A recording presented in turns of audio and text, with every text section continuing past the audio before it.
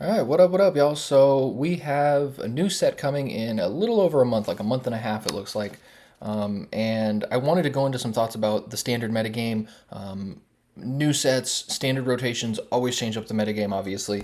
But I wanted to see how much we could predict what's going to happen in the metagame when this new set comes out in a month, as well as just kind of look at like what stuff is going to remain in the metagame. How can we expect the metagame to evolve based on what cards we know are still going to be there? So first thing I'm going to look at is what's going to be most relevant in the new metagame, what decks are still going to be there, and then what decks we're going to lose.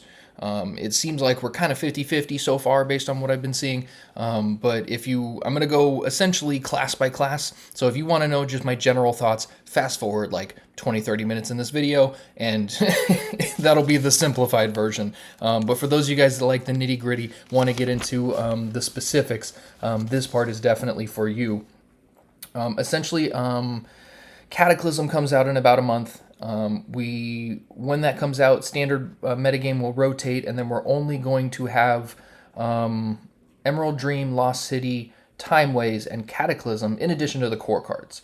So that's going to change with the metagame a lot. My first thought is that means no more Ziliax. So that's a huge thing. Ziliax is a huge defining card. I've always said in a lot of my streams and videos that Ziliax, Elise the Navigator, and Dark Gifts are like the three most format defining things we have right now in Standard. Blob of Tar, maybe like an honorable mention.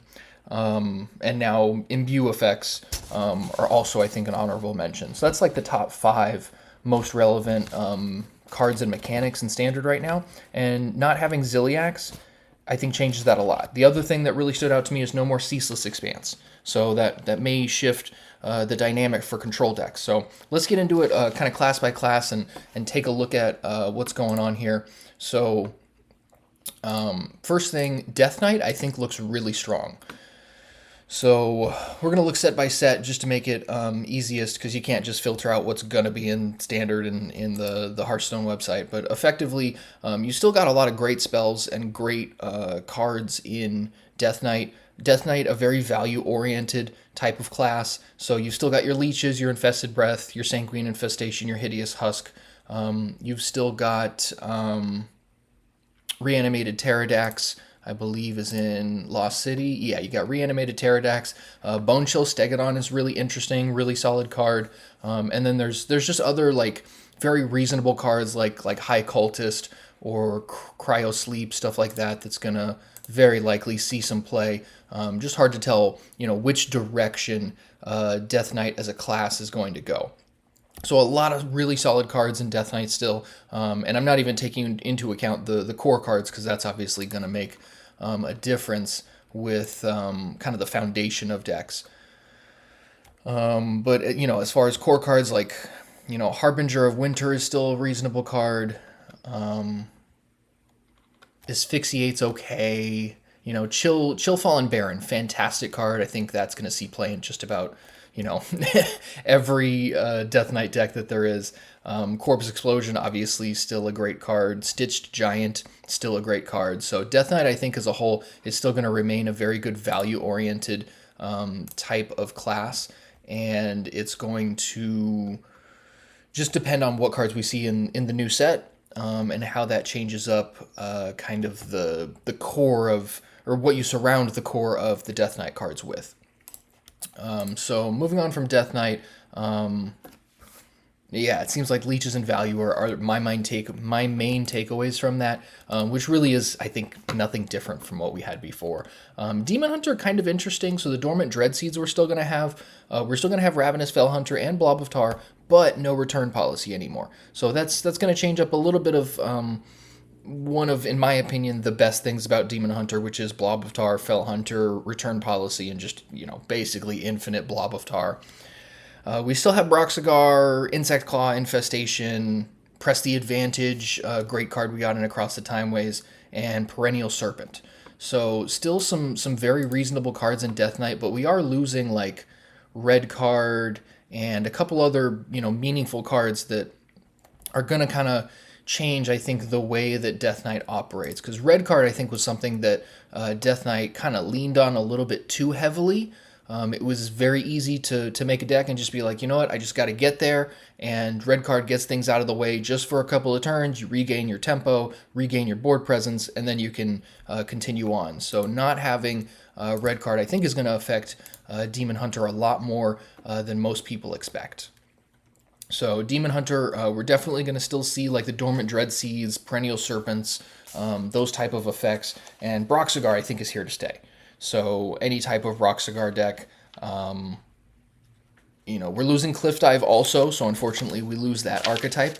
But I think there's a lot to be said for the Broxigar variants that we're probably going to see in the coming formats. So I like Death Knight and I like Demon Hunter for the rotation. Druid, I'm not a huge fan of looking into the rotation because you're losing, I believe you're losing New Heights, the spell that gains you more mana. And then, I mean, we've still got Acceleration Aura. We've got some decent things, Press the Advantage, Seismopod, Ebb and Flow. Contingency is kind of a cool little one. Let's see, I believe Contingency is here. Contingency is a cool little combo card I've seen every now and then, so who knows, depending on what we see in the new set, things like Contingency or Krona, Keeper of the Eons could be reasonable. Kind of, still seems a little fringe, but, having those cards be playable is at least going to open up what's possible for Druid. Otherwise, I'm not loving Druid. Like, you can still play Seismopod variants, but I believe we're also losing Hydration Station, which was a pretty cool card. I like that card a lot. And we've still got a Mirror Drasil, but it doesn't seem amazing. I don't know, I'm not a super big fan of Druid as we go into this next rotation. So you may see some variations of like an aggro Druid deck, like Hatchery Helper, which is a 3-drop. There it is. Give your other minions with 2 or less attack, +1/+2, and taunt. That's a really good card for 3 mana. It just depends if there's enough things to be able to put into Druid that'll make that a reasonable aggro deck. I think Paladin is probably going to have a solid hold on aggro, outside of Hunter, obviously, because Hunter always does. But I think Paladin, because of Crusader Aura, is just going to have the biggest stranglehold on aggro, because if you're not playing Crusader Aura and you're playing aggro, you're really missing out on a lot in Hearthstone right now. So Druid, not a super big fan of, but they could, throw some things in the new set that completely changes that up. Hunter seems fine. You're losing some interesting cards, like you're losing the neutral card Tide Pool Pupil and also Mixologist. Those will hurt Tracking Hunter quite a bit. Tracking Hunter's just not quite going to be the same deck anymore. You still have Sylvanas, so you still have the 3 cards you get, the Fabled interaction. But there's not a ton in Hunter that really gets me excited. It seems as though we're still going to end up with the same like Beast Hunter or Face Hunter variations that we have in just about every format. Like this guy, the Fletcher, Arrow Retriever, Precise Shot, and then Sylvanas and the other Fabled cards. Those are all, decent aggro cards. Sylvanas giving you a little bit more reach, but I don't think Hunter's going to be much more than what Hunter always is, which is just beasts or aggro, which never really pulls me in. So that's the way that goes. Mage, kind of interesting. I'm a huge fan of Eternal Firebolt. If you have not played Eternal Firebolt before, it feels very busted, because you're dealing 3 damage to a minion. If it dies, you get it back at the end of your turn, and it's got lifesteal. So I feel like that gives you good control elements. It's something that, fits into stuff like Discover Mage or Combo Mage. You've still got Azure Queen, so there's definitely still combo potential. Past that, though, it seems like for the most part the same type of stuff. Like you have, I think Discover Mage is going to be fine because you still have the quest. There is, let's see. Yeah, you still got Imbue Mage, but I think that's going to remain kind of a fringe deck. You've still got your quest, and Techisaurus, kind of interesting, costs 1 less for each card you've played this game that didn't start in your deck. It's only a 3/6 taunt, so not big enough to really be. It's not like Stitched Giant or something like that where you play it for 1 or 2 mana and it feels completely busted. But it is something. And the other thing with Mage is elementals. So you're not losing too much for elementals. You still got your Windswept Page Turner and Conjured Bookkeeper, which I think are pretty big foundational cards in Elemental Mage. So you're left with like Quest or Discover Mage, elementals, and possibly some type of combo. I wouldn't be surprised if we see some form of Control Mage come out, because I think Eternal Firebolt is just a really underrated card right now. It might be something that a different metagame will appreciate differently. Like, I think this metagame is a little bit too fast at times for cards like that, but we will certainly see how that shakes up. Paladin, kind of interesting. So we still have the OTK combo. So the weapon they printed in Across the Timeways, Hand of Infinity. You play Hand of Infinity, you play Bloodsail Raider, it gains infinite attack. You play Dissolving Ooze, get a Bones in your hand with infinite attack, and then you can put that on a minion and attack right away. So for 10 mana, you can just win the game no matter what life they're at. And plus, Hand of Infinity has infinite attack, so if they've got a taunt minion in the way, you can attack it with the hand and then do the combo and attack with something that was already there. So not the greatest combo. It's a 3-card combo, and it does take about 10 mana, but it does exist. So it's just something to keep on your radar. Otherwise, we've still got a lot of the same elements for Imbue Paladin and Aura Paladin. So Gelbin is still there, Ursine Maul. You've still got Acceleration Aura, you've got Treasure Gill, we've got Tangineer, but no Cubicle, so, that's one of my favorite interactions in Paladin. So I hate to see Cubicle go, but that's the way it is. Torith also still going to be in the format, so lots of really solid stuff. Aura Paladin mostly unchanged. We lose Crafter's Aura, which is interesting because it didn't seem to see any play in Aura Paladin much until recently. So we're going to lose that guy, but we still got, Manifested Timeway is still a great card. Just lots of solid cards for the Aura Paladin, at least. I am interested to see if Murlocs makes a comeback, because we still have the quest, and if they print any better Murlocs, it just takes the ability to build Murlocs differently for it to potentially gain some momentum again. I think changing the quest from 5 to 6 Murlocs a while back definitely changed the way that Murlocs function and the efficiency of the deck. And I think the metagame kind of evolved to a place that was farther ahead from where Murlocs was at the time. So I'm interested to see if that's potential. But, for now it looks like OTK combo, potentially Murlocs, and definitely Aura Paladin are still there. And obviously some version of Aggro Paladin is going to exist as long as Crusader Aura is still there. We are losing Flash Sale, so the traditional Aura Paladin we've seen in this format is going to need a decent amount of change up to really function anywhere near the same as it did before. But that's not the biggest problem for that, I think. Priest, I'm not a super big fan of right now. I think for Priest, there may be a shift towards a more traditional control type of deck. There are some interesting things like Tyrande. Smoldering Ascent is okay.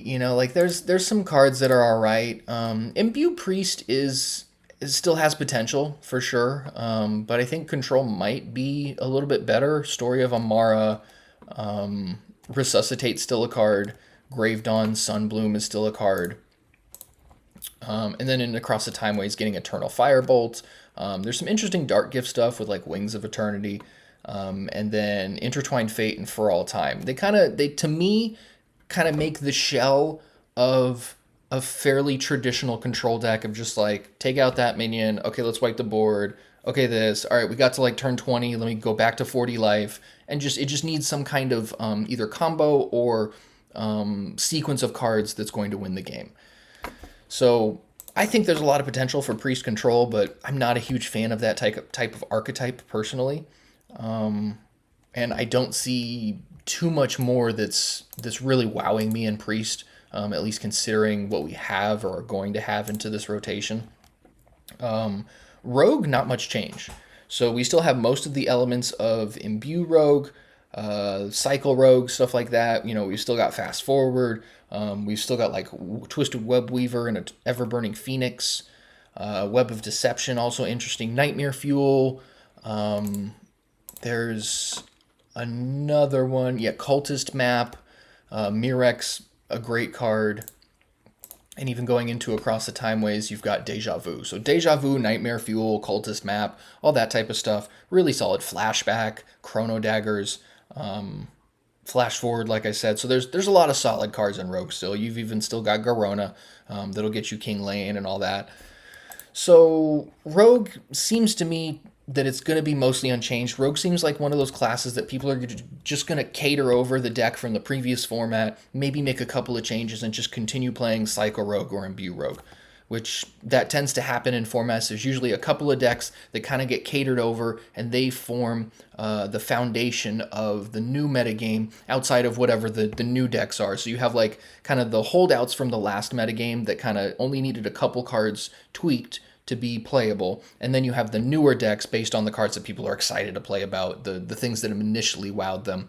I always find that the newer decks where people are just exploring these things that initially wowed them are the ones that don't stick around as much. We've got a lot more data and a lot more games to support that Imbue Rogue is good, or that Psycho Rogue has potential. Whereas the new cards, you're going to play them, and a lot of times you'll see a card and be like, oh my god, that's amazing. And then you play it and you're like, okay, it's better on paper. It seemed like it had a lot more potential than it actually does. So Rogue, seemingly unchanged. Shaman, I don't like. I'll just be straight. I don't like where Shaman is going. We lose most, if not quite all, but the majority of the good cards in mid-range Shaman. So mid-range Shaman, I'm sad to say, is going to be leaving. Which is a bummer because I didn't pull the trigger on actually playing that deck, and I was like, oh, I'll get to it eventually, and I was like, oh wait, now we're rotating, so doesn't even matter. But mid-range Shaman, super powerful deck. Sad to see it go.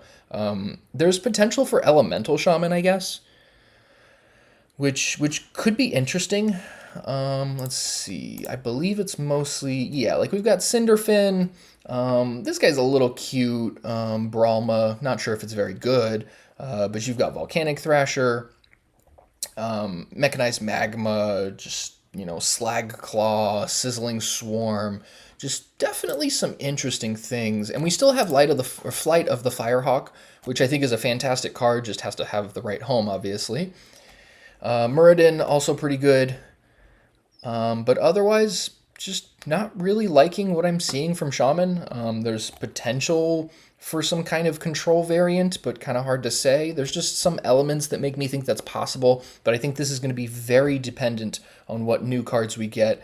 And likely, I tend to see, like, when it comes to R&D for card games, Magic player for about 20 years, Hearthstone player for about 10 years. From what I've seen in R&D, usually when there is a deck that is just consistently very powerful in like a class, then they will kind of lower the power level or shift where the power is in that class.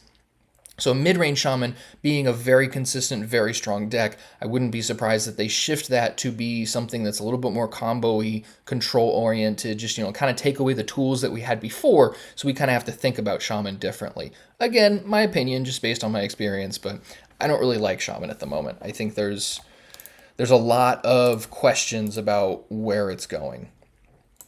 Warlock, very interesting. I think the Dark Gifts are still relevant. Avant Gardening, Shadow Flame Stalker, definitely decent cards. Not sure if they're going to be tier 1 necessarily. You've still got the Warlock Quest, I believe here. Yeah, you still got the Warlock Quest, so there's potential for that. There was a while where Quest Warlock was pretty solid. But I think the metagame kind of shifted to, being powerful in much different ways. You also still have Possessed Animancer and Ultra Gigasaur, so you can just get Ultra Gigasaur with Lifesteal. Why not?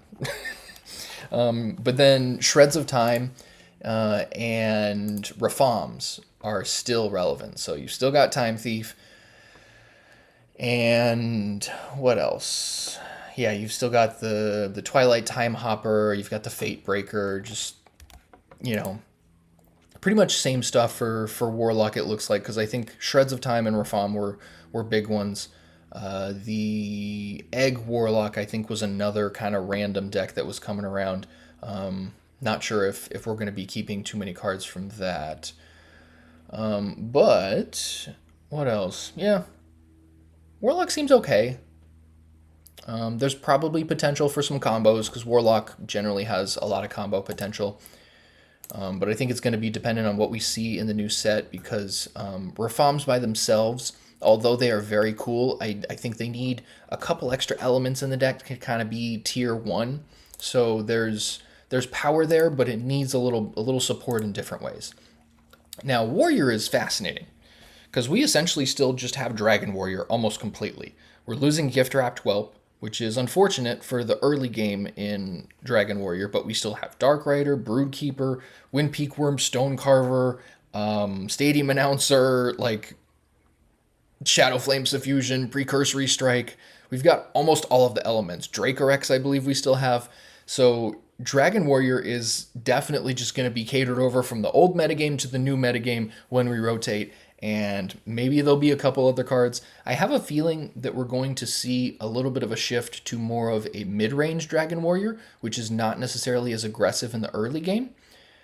But I think that's probably for the better because I personally was a little annoyed. I enjoyed playing Dragon Hunter, but I was annoyed that sometimes, or excuse me, Dragon Warrior, I was annoyed that sometimes you would just play your curve and there was no stopping it. So going like Sanguine Depth Stonecarver, or going Gift Wrap Up into Petal Peddler. Sometimes that's enough if the other person has a slow hand or a bad draw. That can be enough to just run them over. You know, as long as you're hitting your curve and you're continuing to play minions and push your momentum, that was enough. So I think moving to a more mid-range feel for Dragon Warrior is probably a good thing, and I think it's going to make it more powerful overall, and a little bit less aggro feeling, and a little bit more just strong.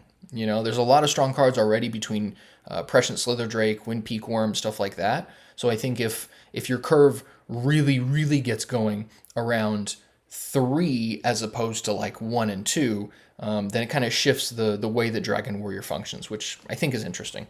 The other thing is Quest Warrior loses a couple of pieces, like Hostile Invader is going, a couple other cards that were in that deck. Nothing too crazy. I think they also lose, gosh, what's the card? 3 mana, draw 3 cards of different types.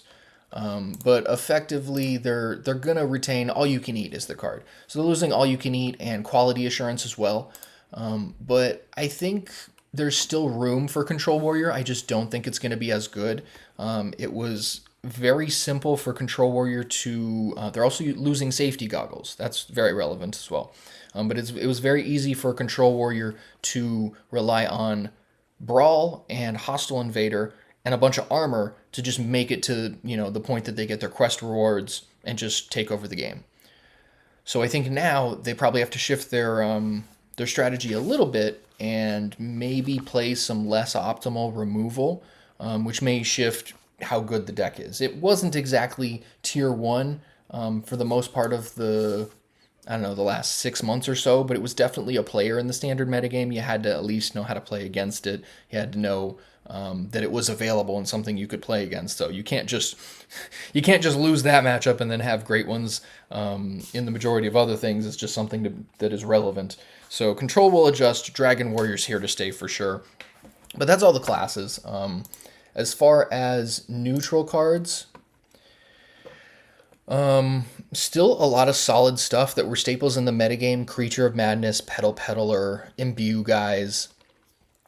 We still got some decent Murlocs, but nothing crazy. Flutterwing, I think, is going to be very good still. Nightmare Lord's still very good. I'm very interested to see Treacherous Tormentor and if that sees more play, because I've always thought this guy was really good, but it never really saw any of the play that I felt like it deserved. Fire Rack, obviously, still a card. Malorn, still a card. Shalagersil, I think, could be one of the tools that is used in something like Control Priest. It might be something that Control Warrior wants to end up playing. Kind of hard to tell. And Lost City, we've still got like Platosaur is great for Psycho Rogue. We've still got Holy Egg Bearer. What else? What else? Yeah, Tortolan Storyteller I think is a great card when it comes to like aggro decks.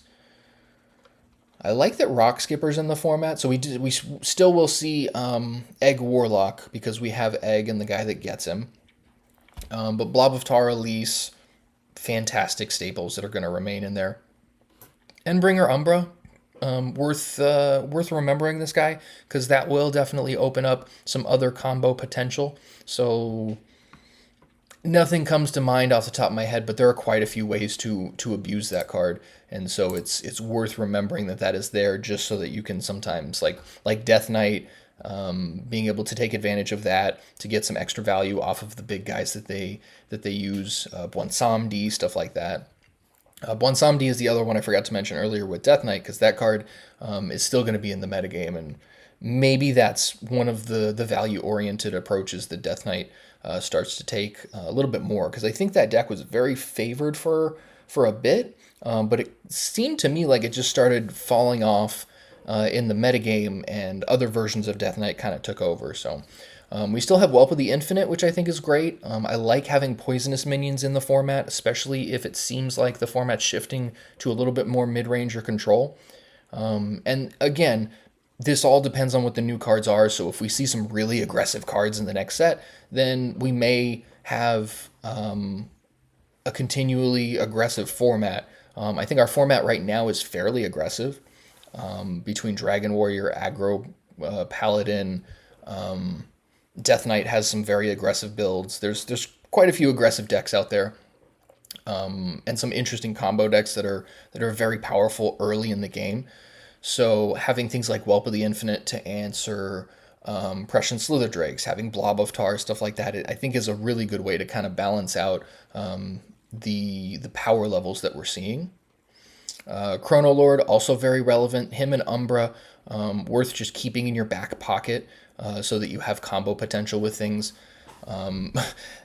Infinite Attack. This guy's always going to be relevant because if they can stick that and get one more turn out of it, then they got you. So that's one of the combo pieces that could be relevant with some of the control decks. But that's for the most part all the individual cards down to detail. So my kind of finishing thoughts are that control is gonna have a little bit of a harder time. I can see that there are likely gonna be one or two control decks out there, Warrior, Priest, and possibly Shaman. But I think they're going to have a hard time because of how good it looks like the mid-range is going to be. I think the format's going to shift to a lot more mid-range based. I think there's potential for a couple aggro decks, but I don't think it's going to be like it is now and has been for the last year or so of this standard format. We're going to still see Face Hunter. Face Hunter and Beast Hunter, I think, are going to be present in most metagames pretty much forever in Hearthstone. It's I think a good fallback for Hunter no matter what. Having a class like Hunter helps keep the other classes honest, because if there's no aggro decks, then you can really slow down the pace of the game, and it changes the way that a format functions. It's kind of interesting. I've seen it happen in Magic the Gathering many times, and I think mid-range is a very good place to be, considering how aggressive the format has been recently. We're still going to see, as far as decks go, Aura Paladin, Imbue Paladin, Rafams will definitely be there, but we're going to see how good they actually are. Dragon Warrior, very strong. I would like to see a return of Murlocs. I think that would be interesting, to say the least. And then, like I said, Face Hunter or Beast Hunter, or both, is definitely going to be present in the metagame. So if I were to be playing a couple of classes, like one of the things I always say when it comes to like budget Hearthstone, you can't afford every single thing in Hearthstone. It's very difficult if you're a casual player to be able to play all the good decks that you want to play. So normally I recommend picking like between 2 and 4 classes, focusing on those. You can usually get most of the cards in those classes so that then, you can maximize what you're playing. So Death Knight, obviously strong. Demon Hunter, obviously strong. Rogue, I think, is great. Paladin, I think is mostly going to be aura. So I'm not sure. It depends on how good the aggro paladin variants remain. But I think past that, yeah, it's looking like warrior, death knight, demon hunter, rogue, and paladin are probably my top five, and then probably hunter or mage coming in next. So very interesting stuff. Warlock, I think, is also pretty interesting. Warlock would be like an honorable mention because if you just get the Time Thief for Fom, that builds what, a third of your deck or something like that. So if you're trying to go budget, it's a legendary minion, so it is what it is. But I think Hunter is obviously the best budget consideration. Paladin is, I think, going to be a very strong force in the format.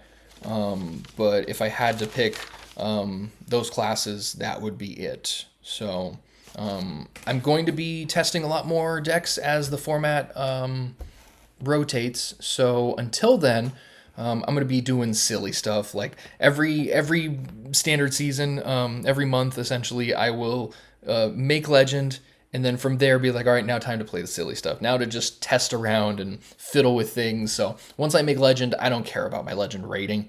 I usually start in the hundreds and then end up in like the 10,000s or something because I'm just testing silly stuff and trying to find new card combinations, holes in the metagame, stuff like that. I'll definitely play competitive decks, but I really enjoy the creative aspect of deck building, and I love trying to innovate something, find something that no one knew was there, and then bring that to people just for the sake of either fun or innovation.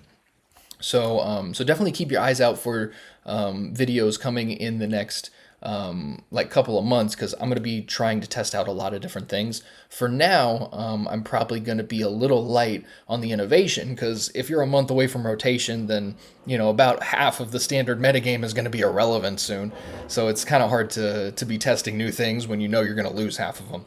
So I will probably be doing some like in Magic the Gathering, we would call it block constructed, because there were specific blocks. Sets were released in sets of threes or groups of threes, and so a block was three of those sets. So block constructed would tell you what the next standard format was going to look like in Magic, which is very similar to kind of how Hearthstone does it. Hearthstone's essentially just digital Magic. So in Magic, I would use block constructed to give me a good idea of what some of the foundational decks would be going into a new standard format. So I may do something similar with Hearthstone, where I just play decks that are majority into the Emerald Dream, Lost City of Anguro, and Across the Timeways, and obviously the core cards. And those three sets and the things in them that seem to have the most synergy are going to inform the next metagame quite a bit. But that's pretty much all I got, guys. Don't forget, smash the like button. I just have to say it now every time. But as much as I hate influencer culture and all that stuff, it does make a big difference if you guys like and comment and follow and all that. So big thank you if you're already following. I appreciate you guys. I read every single comment. I respond to every single comment, even the mean ones. I see you guys. But I appreciate you guys. I'm always down to talk shop. So if you ever want to talk Hearthstone, or you got some silly deck you want to see someone play, I'm always down. Shout out to Shadow. Homie comes on the Twitch chat every now and then, and we'll just be talking random theory craft, and it'll always open up something interesting. Like, he's the one that put me on the OTK Paladin deck, which was super fun, although didn't seem very good in the variations I was trying. But it's got potential, and I probably wouldn't have found that for a while had it not been for him.